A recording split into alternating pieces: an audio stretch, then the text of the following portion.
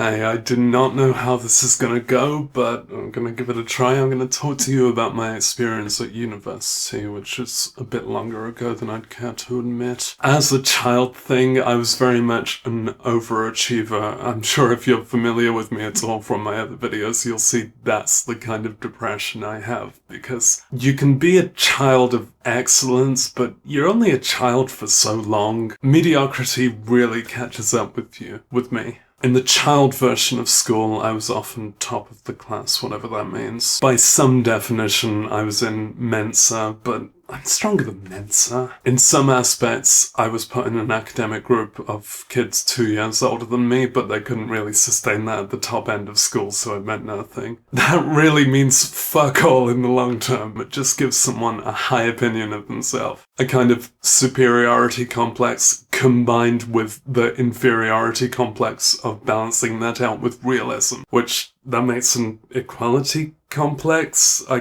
guess it makes an otherness complex. Whatever it is, it's complex. I grew up in some mid-North English town that I'm sure you can figure out pretty easily if you just look at any other evidence on me, but I'm not just going to directly say it here. By the end of what we called high school, it's no longer called high school over here. If I refer to it as high school, then people say, "Are you American?" And I'm not, I'm just old. By the end of high school, my grades were already flagging a lot, and I was struggling with mental health. Like, excellence was no longer for me, or maybe I was no longer for excellence, bit of both. The next 2 years of education are what we call college, or sixth form if you're posh, but not seventh form in the second year. When you get to college, you have to choose your particular pursuits to hone in on. I was pretty good at all of the subjects that didn't involve physical coordination. By the end of high school, I'd really lost confidence with communicating in words, in prose, in essays. So all the literate subjects I cast aside and I focused on more mathematical stuff like maths and computing and music, because I'll always love music, and media studies, because I figured if nothing else worked out, I could spend my life creating videos that no one watches. I also had an AS level from high school in critical thinking.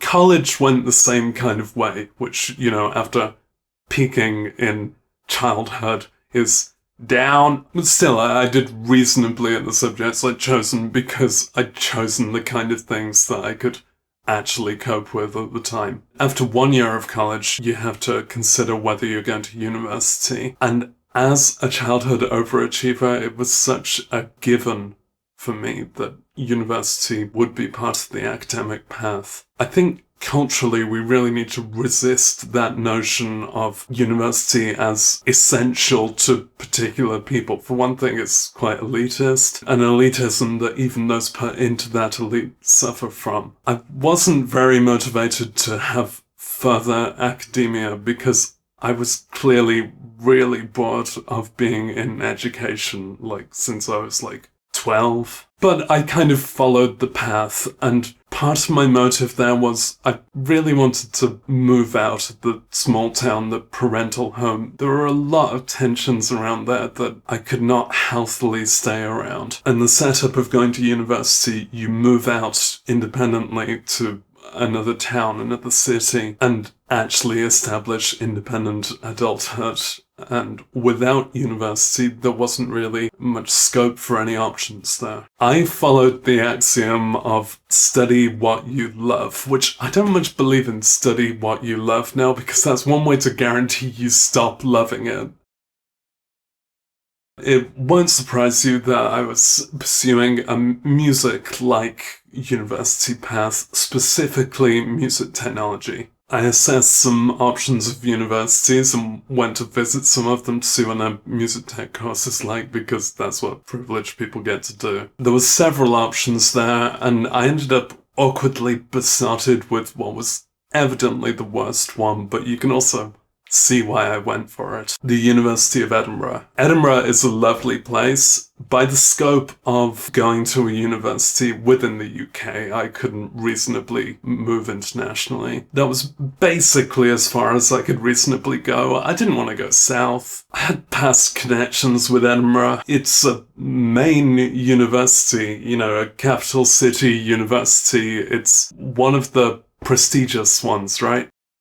Other places I looked at included the University of Stirling, University of West Scotland. They had a great course. I really liked the look of that. I think that was possibly a media studies course, but it looked very well made. And Huddersfield definitely had a good approach to music technology. Music tech at the University of Edinburgh, it was quite evident that they weren't prepared. But I got my heart set on the place, and it's understandable, right? Picking Edinburgh. Anyway, still another year of college. One thing the University of Edinburgh required for you to get onto their music technology course was an A-level in music tech or music. When I went to college, I chose to study music tech. With it being a younger pursuit, the college wasn't very prepared for it. The main music teacher, who appears in another of my videos, clearly didn't know his music tech stuff, and by the second year I was helping out with teaching the first year class. But we got like printed course materials and we figured our way through it. But after a year of studying the A-level of music tech, which is not the full award for an A-level, they call half an A-level an AS level, it transpired that the college was not going to offer a second year of that, despite that,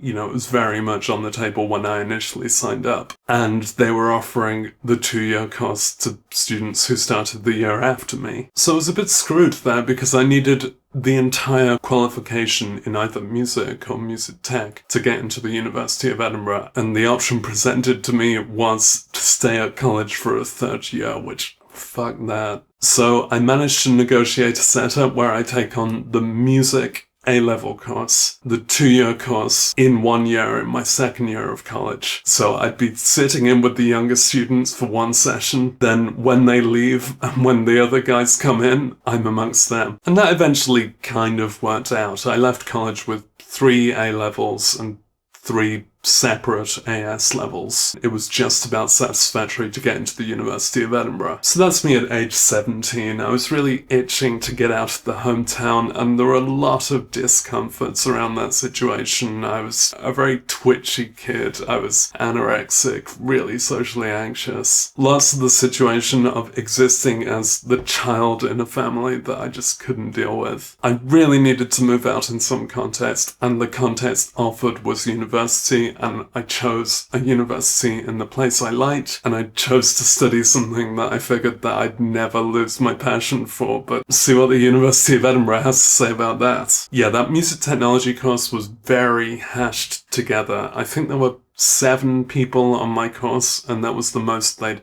ever had. I mean, it had been running for a small few years, and for all of those years, it had been a sorry excuse. We were just thrown in with other modules. We didn't have many specific music technology lectures. Thrown in with a lot of the music course, which I did appreciate separately, but it wasn't what I was there for. And most of the lecturers regarded the 7 of us with bewilderment. They didn't really understand that there was a separate class of students in with their music students. We were also thrown onto a lot of maths modules, and maths is an appropriate skill for music technology, but taught as direct maths, it didn't really apply.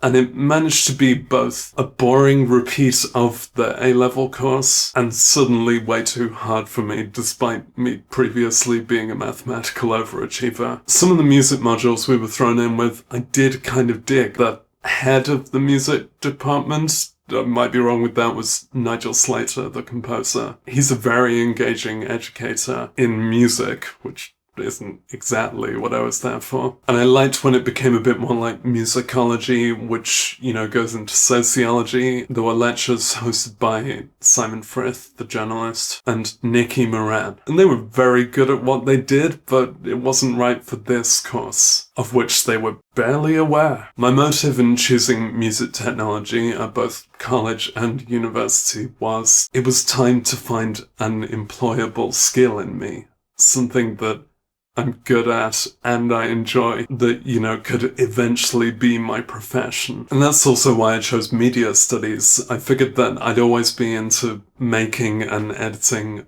music and videos. There's lots of scene editing work in TV. Remember TV? In retrospect, it's a pretty dumb choice because I'm just as good as those things as I was before university, but for someone without a degree, I'm pretty good at it. For someone with a degree, I'm pathetic. I'm pretty haphazard. I don't pay attention to EQ or making sure something sounds right on every kind of speaker. I don't really meet any professional standards. And I basically learned nothing at university on it. Not much. Nothing that compares to the amount of debt I've accrued in getting that degree. But that is what I went to university to learn.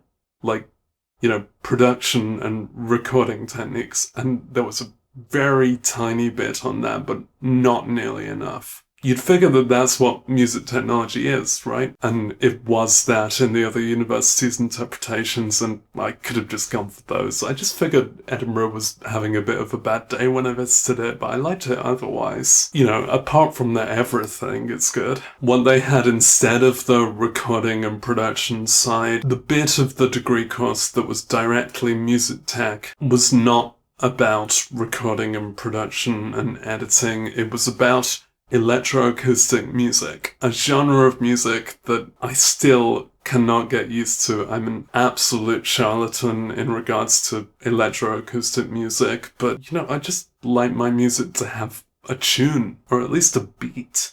If you don't know what electroacoustic music is, congratulations! Don't look it up! But I think its function is like the audio equivalent of modern art. It's playing around with sound stuff in a way that doesn't really make sense in regards to traditional music, tonal music, but it's of interest to some, not including me. For 3 years, I had to pretend to appreciate it. I had to write some of it, and I never believed in it. I was almost taking the piss. One of my compositions was called Character Developments. It was a computer program that made Markov chain extrapolations of anything you type in, you see characters. I made things based around the puns. Another was called Tape Music, and it was all cut up of the sounds of a roll of sellotape. I didn't honestly believe in any of these compositions. I just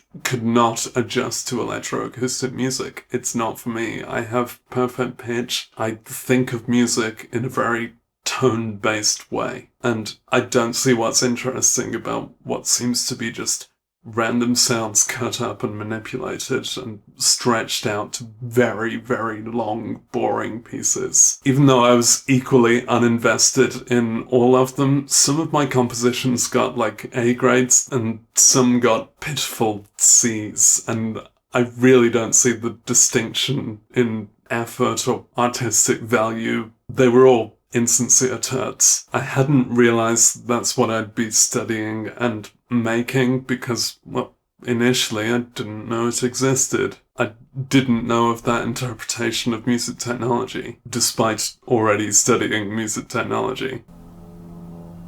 Is this electroacoustic music? When people discuss university as a stage of life, separately there's the social aspects of it, and that's not something I can do. For my accommodation, I was thrown into a top floor flat with loads of stone stairs you had to go up and down each time with a sloping floor. And 3 male flatmates, because they just choose to gender segregate like that.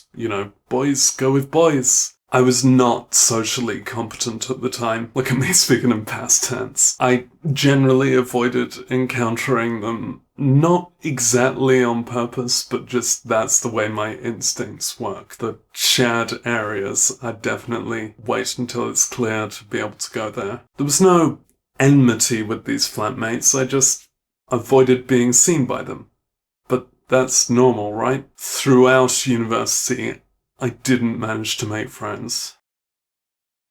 I just wasn't oriented that way. I recognized I could do with friends, but I never managed to fit in. And maybe the opportunities were there to some extent, but they never felt like opportunities I could fit into. Student nightlife's a thing, right? I was basically unaware. I didn't drink. I'd had a pretty sheltered childhood, and no real interest in the, raucousness of going out. In the way that I see and understand friendship, there weren't any offers. I'm talking about first year there, but it stayed true, really. I did try attending the Societies Fair, where you can see people who are interested in the same subjects as you, and join meetup clubs, and that would be a good social solution like that. But at the time, I really couldn't stand that kind of gathering. The Societies Fair itself just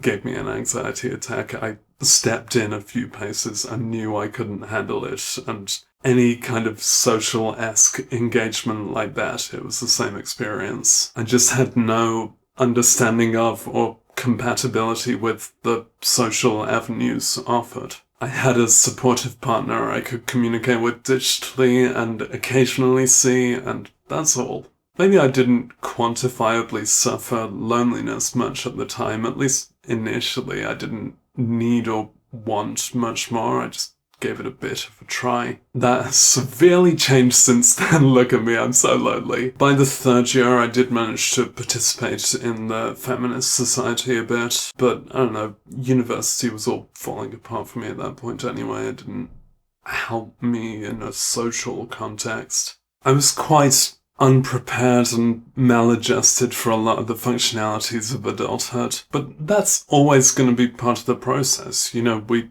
learn to mature and we gain habits that help us cope around that. But I was quite stressed with the university course and how scrapped together it was and how much disregard it treated us with. I'd call that scandalous, but we never made a scandal out of it. Feedback form went around at the end, how could we offer this course any better? And my response was elaborate. I do think the University of Edinburgh have made this course better since, but if you're considering it, have a really close look. I knew from very near the start of university that it was obviously a big mistake. It felt wrong from the very start. I gave it a bit of a grace period to see if it would start to make sense, and it never did.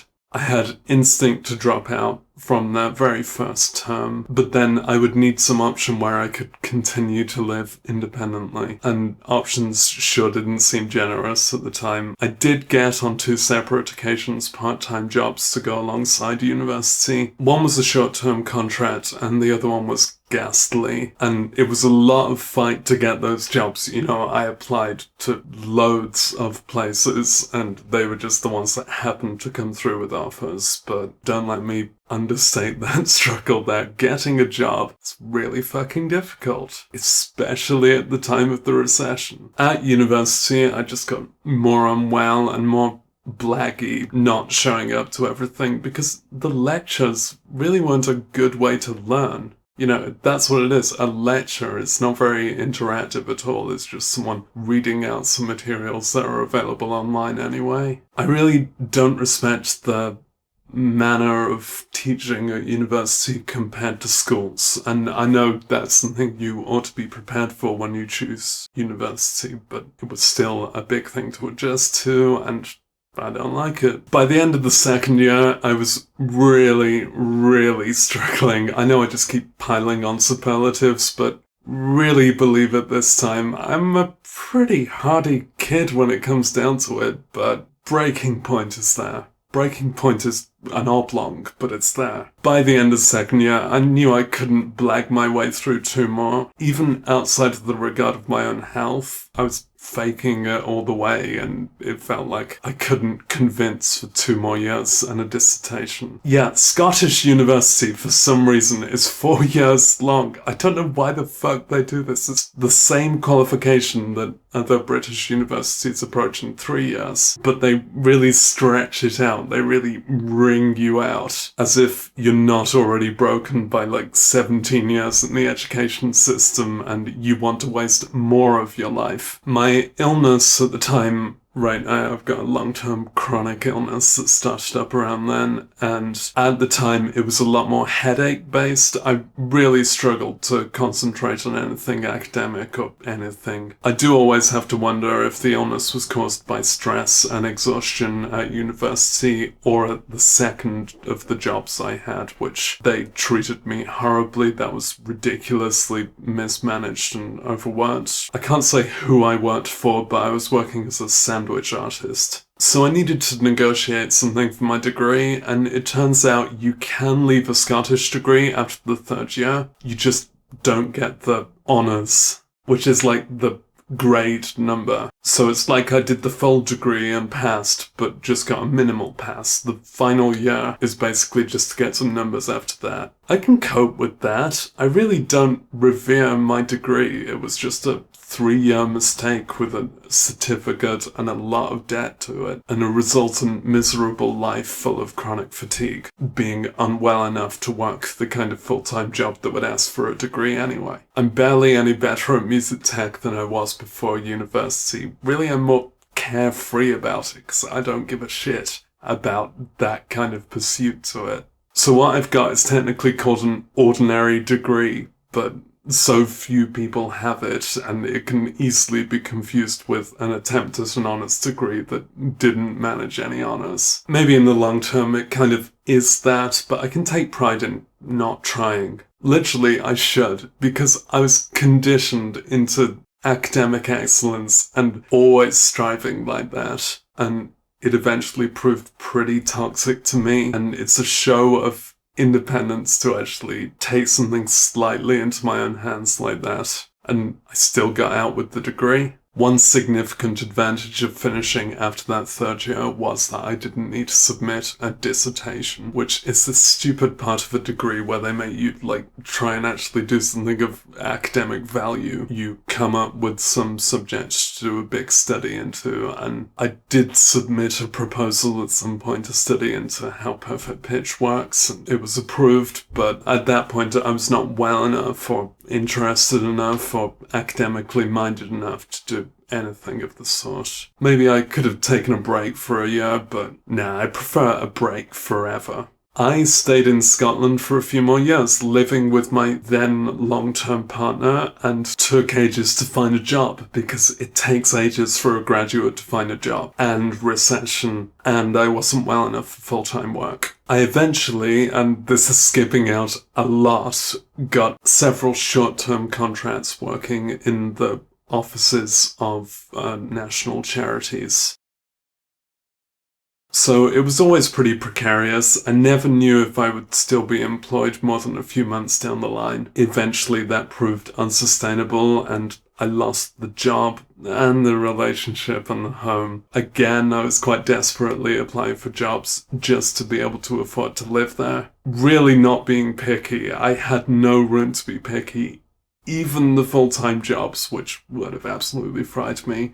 Even the obvious scams, even things where you'd have to wear a tie. I couldn't get an interview, and I was also socially incompetent. I didn't have anyone there for me after the end of that relationship. I was left with the very middle-class, early 20s fork in the road of moving back in with your parents until you can figure something else out, or killing yourself, and I chose the wrong one. So it might not surprise you that I cannot advocate university. Maybe having a degree has made me a bit more employable in the long term, but it doesn't justify the 3 years of it. This terribly organized construct. It is not organized like school. It is barely organized at all. And there's a lot of assumptions about your manner and mindset that not everyone can fit into. Some people will really prosper at university, and also some will wilt. I've seen plenty of people have a much better time at university and better courses, and maybe even the others on my course, they probably got a better experience out of it. Maybe it's kind of just me. I'm not of the neurotype that suits going to university. But I really wish we made that clear to the teenagers who are considering university, that it just might not suit them at all, and they don't have to go through with it. They can choose some other path. Well, that rests on the fallacy of there being other paths. If 18-year-olds are adults, we should offer them a kind of bursary to give them a start at an independent adulthood. Some kind of basic allowance for living. I think teens should be told that academic excellence is not the only measure. There's other ways to do life well. I kind of felt like university was a necessity, and functionally I do not regret moving far away, and maybe at the time it was the only means to do that. If you're in the position of making this choice, firstly, I don't know you. I don't know what's good for you, but maybe the path you're being railroaded on also doesn't know what's good for you. I'd encourage you to step back a bit and take some time and see if you can figure out what suits you best, even if that means leaving university for a while. Maybe if I'd taken a break for a year or two and saw what life was like as an adult first, then I'd have been more adjusted to cope with university. Or maybe it was just never for people like me, and I don't necessarily see any options that are for me except for complaining onto YouTube. Either way, you come out of university as an adult, and adulthood is horrible. I cannot advocate that either, but that's not what this video is about. Now my head is full. Now my head is full. Now my head is full. I learned, I burned, I turned.